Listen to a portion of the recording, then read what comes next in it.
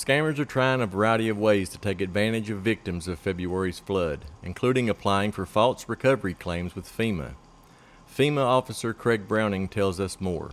So it's unfortunate that during time of disaster, we often see in communities that we are working with the state and local officials. We see folks come in that want to take advantage of those who already have had their lives disrupted by a disaster. In this case, here in Eastern Kentucky, we are seeing the potential for some fraudulent scams that are going around.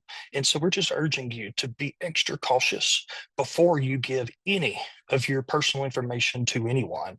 FEMA officials are also doing what they can to combat tactics such as thieves posing as inspectors and visiting homes in affected areas.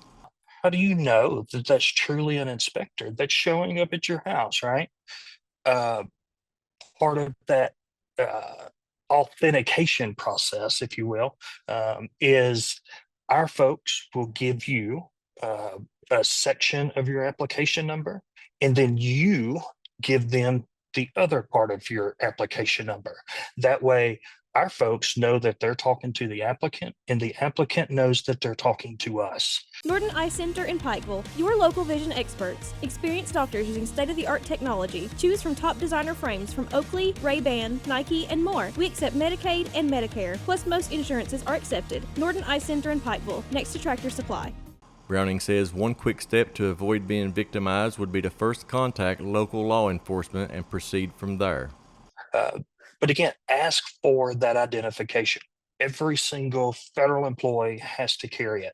And if you ask for it and they say no, or I don't have it, or I've lost it, whatever, then make sure that you politely tell them to leave your property and contact your local law enforcement agency and allow the local officials to then verify if this individual or these folks are legit to be in the area.